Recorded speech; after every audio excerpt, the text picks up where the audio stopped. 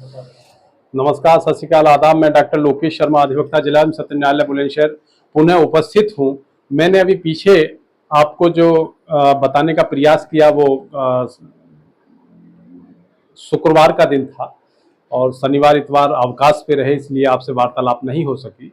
कल भगवान श्री कृष्ण का जन्मोत्सव था। पूरे देश ने, पूरे भारतवर्ष ने उसको सब विधि विधान से धूमधाम से मनाया। कल उस स्थिति में हम लोग आपको मुखातिब नहीं हो सके, रूबरू नहीं हुए, उसके लिए क्षमा प्रार्थी हूँ। आज मैं पुनः उपस्थित हूँ। विषय आज बहुत गूढ़ है। आज विषय उन समस्त विद्वान जनों के लिए, विद्वान अधिवक्ताओं के लिए और उनके साथ साथ जो ऐसे वादकारी हैं कि जिनके अगेंस्ट अभियुक्त के रूप में जो यहाँ पर विचाराधीन है किनका वाद, और जो वो मजबूरी में या किसी भी स्थितिवश ऐसी स्थिति उनके साथ उत्पन्न हो रही है कि वो माननीय न्यायालय आने में असमर्थ हैं, और वो असमर्थता की जो अवधि है वो उनके बेल आउट होने से पहली है। जमानत नहीं हो सकी। जमानत किस कंडीशन में कैसे नहीं होती है? जमानत का विषय है कि यदि कोई छोटे छोटे जो जमानती अपराध हैं जिनमें 7 वर्ष तक के सजा से कम का ऐसा अपराध उन पर अधिरोपित किया गया है, तो उस कंडीशन में उनको यथास्थिति अरेस्ट नहीं किया गया हो, तो यथास्थिति जो अरेस्टिंग नहीं होती है तो जांचोपरांत मीन्स उनका विवेचना के उपरांत जो आरोप पत्र माननीय न्यायालय में दाखिल किया जाता है, तो वो माननीय न्यायालय में आरोप पत्र दाखिल होने के बाद में जो वहां से प्रक्रिया माननीय न्यायालय द्वारा चलेगी, उसको बुलाने की, हाजिरी चलेगी, एविडेंस में चलेगी, इस तरह की जो प्रक्रियाएं अमल में लाई जाएंगी पत्रावली के साथ में, तो उसमें क्या स्थिति उत्पन्न होती है कि उसमें पहले समन जारी होता है, फिर BW होगा, फिर NBW होगा। ये जनरल मोड की प्रक्रियाएं हैं। तो उन्हीं प्रक्रियाओं में मैं आपसे आज वार्तालाप करने के लिए तैयार हूं। आज जो प्रश्न है कि क्या जमानत प्राप्त करने से पहले व्यक्तिगत उपस्थिति से छूट दी जा सकती है? इस विषय पे सुप्रीम कोर्ट ने एक बड़ा निर्णय डिफाइन किया है और उसमें कई सारी रूलिंग्स का हवाला देते हुए, काफी सारी नजीरों का हवाला देते हुए इसको निर्णित किया है, इनको पारित किया है।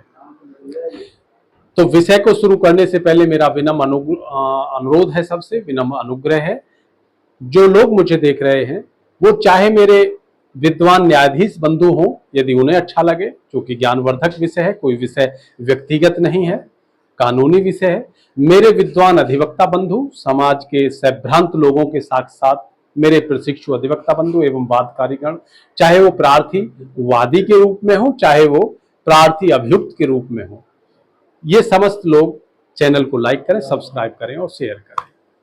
इसी के साथ अब विषय पे आते हैं। विषय में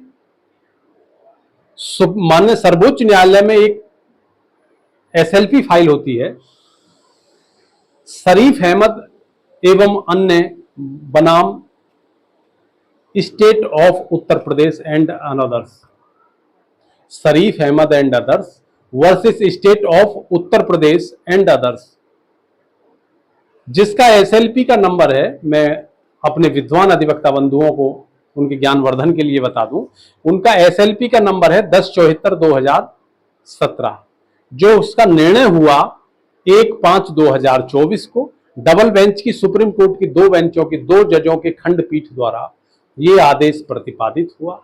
SVN भट्ट एवं संजीव खन्ना, ऑनरेबल न्यायमूर्ति, दोनों के द्वारा ये पारित किया गया। और इसमें जो रूलिंग्स का हवाला दिया, उस रूलिंग्स के हवाले को भी मैं आपको बताए दे रहा हूं। जो लोग मेरे विद्वान अधिवक्ता, प्रशिक्षु अधिवक्ता बंधु हैं, वो लोग अगर जो लेना चाहे, उतारना चाहे, इसे तो लिख सकते हैं। W Kujur versus state of Jharkhand, जिसका हवाला दिया गया है इसमें। Indramohan Goswami and others versus state of Uttarakhand and others, Bhushan Kumar and others versus state of NCT of Delhi and others. इसी प्रकार Vikas versus state of Rajasthan, इसी प्रकार K Veeraswami versus union of India and others. इसी क्रम में Satyanarayan Musaddi and others versus state of Bihar. ये लगातार 6 rulings का हवाला जिसे मैं दे रहा हूं, लेकिन ऐसी नजीरें माननीय सर्वोच्च न्यायालय ने अपने द्वारा इस प्रतिपादित 35 पृष्ठीय निर्णय में तकरीबन 18 से 20 रूलिंग्स का हवाला दिया और इसमें उन्होंने डिफाइन किया जो भी समन प्रक्रिया इत्यादि, जो भी एनबीडब्ल्यू प्रक्रिया, जो भी 82, 83 इत्यादि की कोई भी कार्रवाई यथा समय अभियुक्त गणों पर बना दी गई थी या अधिरोपित हो चुकी थी या प्रक्रिया अमल में लाई जा चुकी थी, वो माननीय सर्वोच्च न्यायालय ने सब कुछ पूरा रद्द किया उसको और इन सबको एज इट इज अपने निर्णय में दर्शित करते हुए उन्होंने साफ सुस्पष्ट किया दोनों जजों की खंडपीठ ने कि जमानत प्राप्त करने से पहले व्यक्तिगत उपस्थिति से छूट दी जा सकती है। सुप्रीम कोर्ट ने कहा कि सीआरपीसी में कोई रोक नहीं है।